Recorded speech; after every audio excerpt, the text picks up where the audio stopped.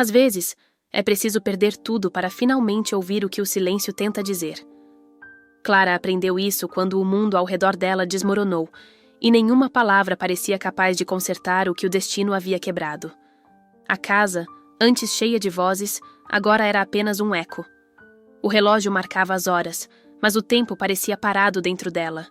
Sentava-se na cama todas as manhãs, olhando para o teto branco, tentando lembrar do som do riso que um dia morou ali. Mas tudo o que restava era o barulho de uma respiração cansada e um coração tentando continuar. O marido havia partido sem explicações. O emprego, que antes lhe dava segurança, também. E como se o universo quisesse testar os limites da sua fé, veio a doença da mãe, os boletos, o vazio. Clara olhava ao espelho e quase não se reconhecia. Havia algo apagado em seu olhar, um brilho antigo, agora soterrado pela dor. À noite, tentava orar, mas as palavras não vinham. Era como se Deus tivesse se calado junto com o mundo. Ela passava os dias em silêncio, arrumando objetos que não precisavam ser arrumados. Cada gesto era uma tentativa de controlar o que já não podia ser controlado. Fazia o café e observava o vapor subir, como uma oração que se dissipava antes de chegar ao céu. O vento batia na janela e as cortinas dançavam, mas ela não via beleza em nada. Tudo parecia ter perdido o sentido. Até o som do próprio nome soava distante. Certa noite, ao apagar as luzes, sentou-se no chão da sala e deixou que o choro viesse. Não tentou conter. Chorou até sentir o corpo doer, até o cansaço se tornar mais forte que a dor. E então, quando o coração parecia prestes a se partir, ela murmurou com voz trêmula: Deus, se ainda está aí, me mostra que não estou sozinha. Nenhuma resposta veio, apenas o som do vento lá fora e o pulsar de um silêncio profundo. O tipo de silêncio que antecede uma revelação. Os dias seguintes pareciam todos iguais, como páginas repetidas de um livro que ela já não queria ler. Clara acordava, tomava o mesmo café e observava o relógio como quem espera uma mudança que nunca chega. As horas passavam, mas dentro dela, o tempo não andava. A alma parecia presa em um inverno sem fim. Os risos que antes preenchiam a casa haviam sido substituídos pelo som do vento batendo nas janelas. À noite, o silêncio era tão denso que ela sentia vontade de ligar o rádio apenas para lembrar que o mundo ainda existia. Mas até as músicas pareciam falar de uma vida que já não era a dela. Havia tentado de tudo: terapia, orações rápidas, conselhos de amigos que diziam "vai passar". Mas nada passava. Sentia-se uma estranha dentro da própria história. O espelho devolvia uma mulher cansada, com olheiras fundas e esperança rala. O corpo estava ali, mas a mente vagava entre o passado e o medo do amanhã. Às vezes, ao caminhar pela casa, pensava: será que é isso que sobra quando o amor vai embora? O vazio era quase físico. Não doía num ponto exato, doía em todos ao mesmo tempo. Em uma tarde chuvosa, Clara abriu o armário e encontrou uma caixa antiga com cartas que havia escrito para si mesma em tempos melhores. Leu uma delas datada de anos antes. Hoje eu sou feliz porque sinto que Deus me guia. Ao terminar, as lágrimas vieram, quentes e salgadas, como se lavassem algo preso havia muito tempo. Ficou ali, abraçada às cartas, tentando entender em que momento havia perdido a fé que antes era tão natural. Talvez Deus tenha se cansado de mim, pensou, e essa ideia doeu mais do que todas as perdas juntas. Nos dias seguintes, começou a evitar até mesmo pensar em Deus. Dizia a si mesma que fé era luxo para quem tinha tempo, não para quem estava tentando sobreviver. Passava horas olhando o teto, tentando entender o motivo de tanto silêncio. Às vezes, imaginava que talvez ele existisse, mas estivesse ocupado demais com o sofrimento do mundo. Até que, uma noite, enquanto o vento soprava pelas frestas da janela, ela teve um pensamento que a fez estremecer. E se o silêncio não for ausência, e sim resposta? Não entendeu o porquê, mas aquela frase ficou presa em sua mente. E sem perceber, uma nova história começou a germinar, no mesmo solo em que a esperança havia morrido. No dia seguinte, o céu amanheceu cinza, e Clara decidiu sair de casa apenas para não enlouquecer entre quatro paredes. Caminhou sem direção, deixando que os pés escolhessem o caminho. Passou por ruas que não lembrava, vitrines desconhecidas e pessoas apressadas demais para notá-la. Até que algo a fez parar. Uma livraria pequena, quase escondida entre dois prédios antigos, exibia na vitrine um único livro virado para a rua. A capa era azul e o título parecia brilhar mesmo sob o céu nublado. O Poder do Subconsciente, Joseph Murphy. Ela não sabia por quê, mas sentiu um arrepio. Ficou ali por alguns segundos, observando, até que o corpo se moveu sozinho. Empurrou a porta e o som do sino anunciou sua entrada. O cheiro de papel antigo e incenso de lavanda a envolveu como um abraço. O ambiente era silencioso, quase sagrado. Um senhor de cabelos brancos estava atrás do balcão, lendo. Quando levantou os olhos, sorriu como quem reconhece uma velha amiga. "Bem-vinda", disse, sem saber o quanto aquela palavra significava. Clara segurou o livro e folheou devagar, como se tivesse medo de profanar algo. Parou em uma página marcada. Deus fala com você no silêncio. Quando a mente se aquieta, o subconsciente obedece. Aquelas palavras entraram nela como luz entrando em um quarto escuro. Sentiu vontade de chorar, mas o choro não veio. O que veio foi calma. O homem observou e falou suavemente. "Esse livro sempre encontra quem precisa dele. É um mapa para dentro." Ela não respondeu. Apenas sorriu de forma tímida, pagou e saiu, segurando o livro contra o peito como quem protege algo precioso. Durante o caminho de volta, não conseguia parar de pensar na frase. Deus fala no silêncio. Repetiu mentalmente várias vezes. Parecia simples, mas era como se houvesse ali uma senha para o que ela tanto buscava. Chegou em casa, acendeu uma vela e começou a ler. A cada página, o coração se expandia. Joseph Murphy falava sobre fé, sobre como a mente é a ponte entre o humano e o divino. Você é o templo de Deus, e ele se manifesta através daquilo que você acredita ser possível. Quando terminou, o quarto parecia outro. O ar tinha outro peso, mais leve, quase vibrante. Fechou os olhos e murmurou. Então, talvez Deus nunca tenha me deixado. Fui eu quem me perdi do silêncio. E pela primeira vez em muito tempo, sentiu vontade de agradecer. Naquela noite, Clara decidiu que não pediria mais nada, apenas ficaria em silêncio.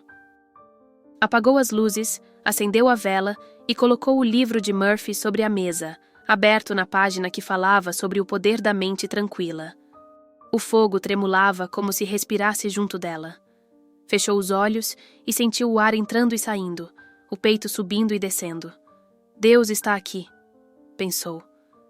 Não o Deus que castiga ou promete, mas o Deus que observa e guia. Ficou ali, quieta, sem rezar, sem dizer palavra alguma. E nesse silêncio, algo começou a se mover dentro dela. Uma calma que não era ausência de dor, mas presença de algo maior. No dia seguinte, acordou diferente. O sol atravessava as cortinas e o cheiro do café pareceu mais vivo. Fez o café devagar, prestando atenção em cada som, o borbulhar da água, o tilintar da colher, o vapor subindo. Tudo parecia mais nítido, como se o mundo tivesse voltado a respirar com ela. Pegou um caderno e começou a escrever frases que vinham espontaneamente. Deus fala nas pausas. A fé não é grito, é vibração. A paz é o som do invisível.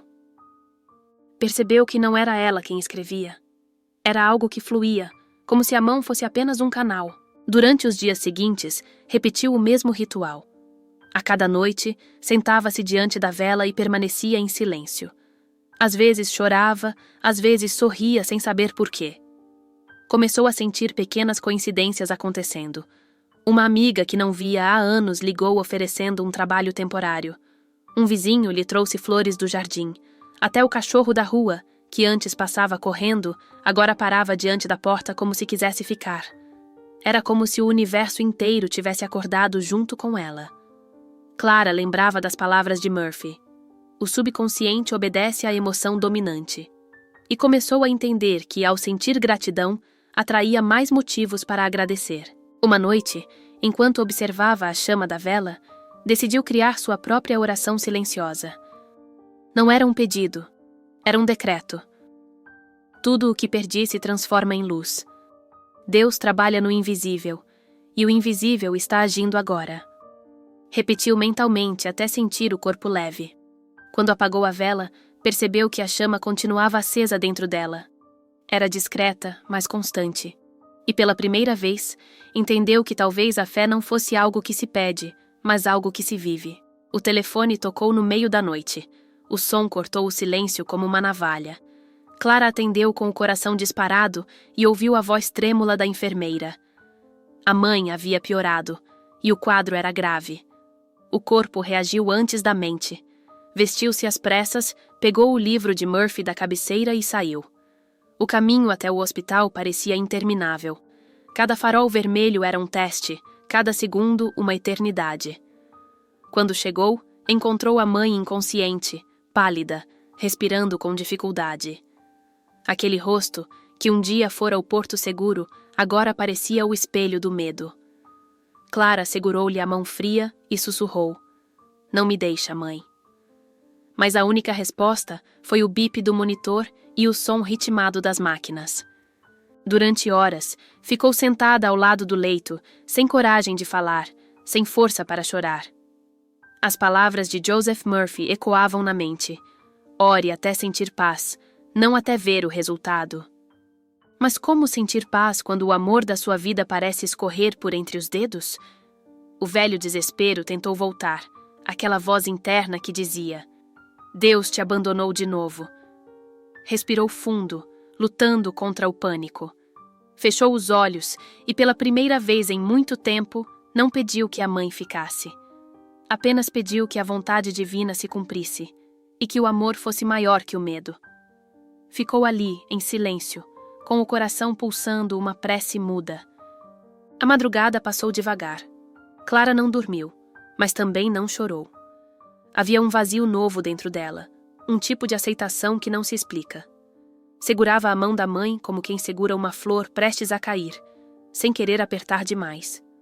O sol começou a nascer atrás das cortinas do hospital, lançando um fio dourado sobre o lençol branco. Ela olhou aquela luz e sentiu algo estranho, uma sensação de presença, como se alguém invisível dissesse: "Você não está sozinha." Respirou fundo e respondeu mentalmente: "Eu sei." O silêncio que antes doía agora parecia preencher. Quando o médico entrou, com expressão neutra, ela se preparou para o pior. Mas ao olhar os exames, ele ergueu as sobrancelhas e disse com surpresa: "Ela reagiu bem à madrugada. O quadro está estável." Foram poucas palavras, mas cada uma delas soou como um milagre. Clara sorriu em silêncio. Não se levantou, não gritou, não fez promessas. Apenas fechou os olhos e deixou uma lágrima cair, uma lágrima de alívio e gratidão. Pela primeira vez, entendeu o que Murphy queria dizer. A fé não é a certeza de que tudo vai dar certo. É a certeza de que tudo tem sentido, mesmo quando ainda não se entende. Os dias seguintes pareceram banhados por uma luz diferente. A mãe de Clara, antes frágil e imóvel, começou a reagir. Primeiro abriu os olhos, depois conseguiu sorrir. "Você ficou aqui a noite toda, não foi?" perguntou com voz fraca. Clara assentiu, segurando as lágrimas. "Eu fiquei, mãe. Mas mais do que isso, eu aprendi a ficar em paz." As duas se olharam em silêncio, e naquele instante, sem necessidade de palavras, sabiam que algo havia mudado. Aquele quarto de hospital, antes frio e impessoal, agora parecia um templo. O som das máquinas era como um mantra, e a luz do sol que entrava pela janela parecia uma bênção. Quando receberam alta, o primeiro lugar que Clara quis visitar foi a pequena livraria. Entrou com o mesmo livro nas mãos, agora cheio de anotações e marcas de café. O senhor de cabelos brancos a reconheceu imediatamente. "Você voltou", disse ele.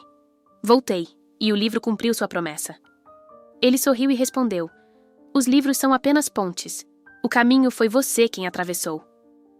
Ela sorriu de volta, sentindo o peso e a leveza daquela frase. Saiu da loja com uma paz que não dependia de mais nada.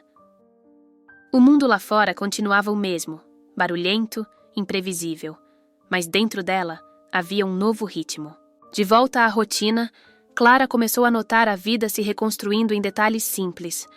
O aroma do café da manhã, o som dos passarinhos, a brisa da tarde tocando o rosto, tudo parecia carregado de sentido. Voltou a trabalhar, agora em uma pequena editora. Lá, entre pilhas de livros e papéis, encontrava um tipo diferente de oração. O silêncio da concentração, a beleza das palavras. Em um caderno, continuava escrevendo frases inspiradas pelas noites de vigília. A fé não é o grito da alma, é o seu suspiro. O silêncio é o idioma do divino. Deus trabalha enquanto eu descanso em confiança. Cada frase era um lembrete do poder invisível que havia mudado sua vida. Um dia, ao caminhar pela praça, uma senhora parou ao seu lado no banco e começou a desabafar. Dizia que havia perdido o marido, o emprego e o sentido de viver. Clara ouviu sem interromper.